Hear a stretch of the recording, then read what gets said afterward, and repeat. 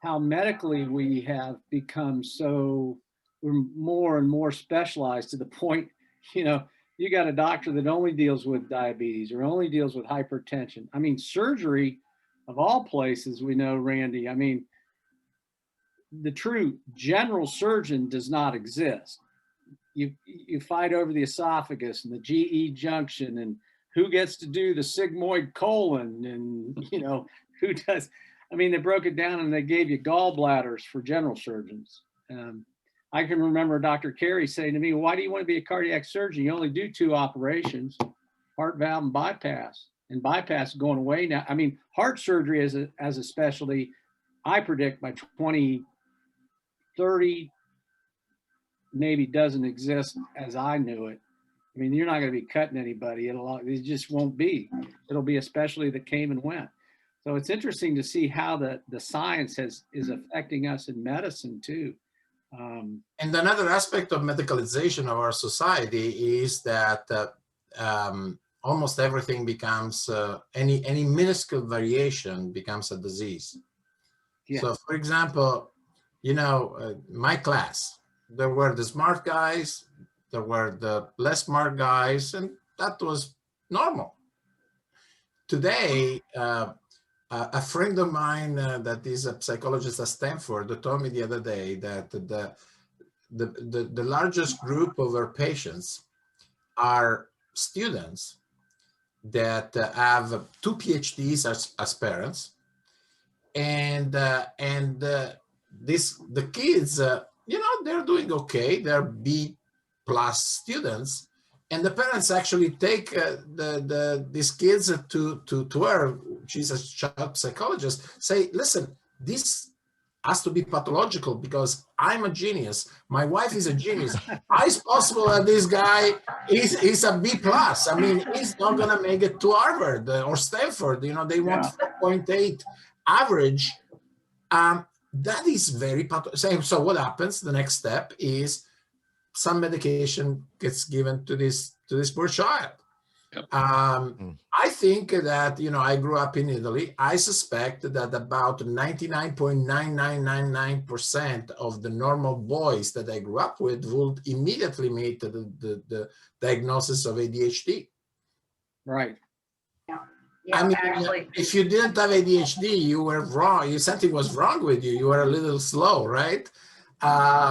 And guess what? I mean, so I'm afraid that even as scary as they are, the numbers that say how many people are currently on anxiolytics or this kind of, or some medications that deal with mental issues, I think is an underestimate.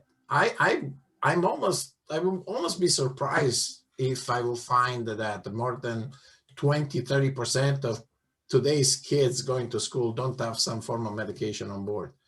Oh, absolutely, absolutely. You put your finger on a point there, and it resonates with me, and it brings us back to the level of anxiety. It starts for my daughter, who's 24. She has some, but she's no different than the rest of her peers. Some anxiety. It started way back. I can remember having an argument with her second grade teacher who was insistent that she be taken to the doctor and be placed on Ritalin. Right. And I did not do that because my comment back was, no, she's bored. You need to challenge her more. That's part of the problem. You are probably right. Well, I mean, I'm not saying that there are situations in which you need those medications. I've seen it working really well. But I mean, we're getting to the point that 100% of the kids in the United States are going to start getting something. And the reason is they're not different from the previous generations in terms of, is that in the previous, in the past, well, you were anxious. So deal with it. You had, well, how can you not be anxious when you're an adolescent, when you are building your life, when you are, today, you have a disease. You're depressed. You have, it's. I think we're going to pay some price to that, and maybe in order to find, I am convinced that there is this black hole in the center of our society. We have to fill it. And maybe the only answer is to go back to what we're talking at the beginning.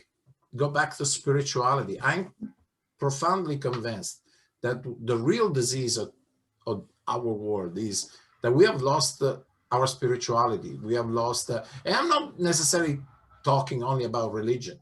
Right. Is in general the concept that there are more important things, for example, than money and success.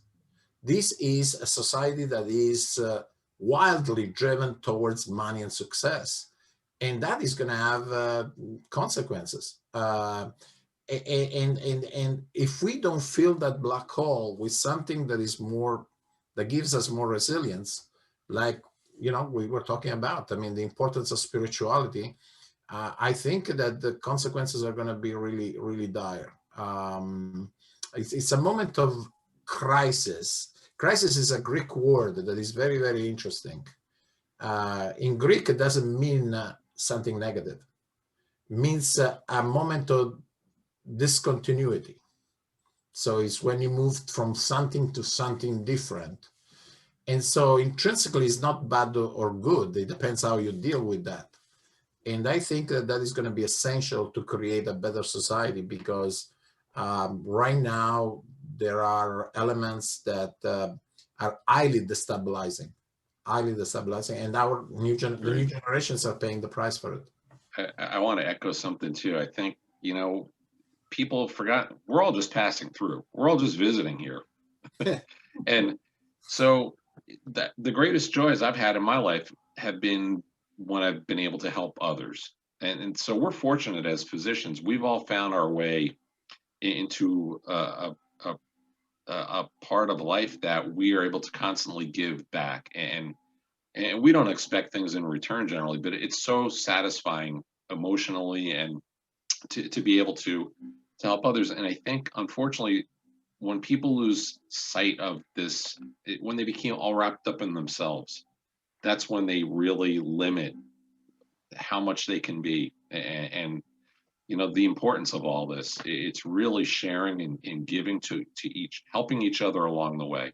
That's all. I mean, really, I think it's a simple formula.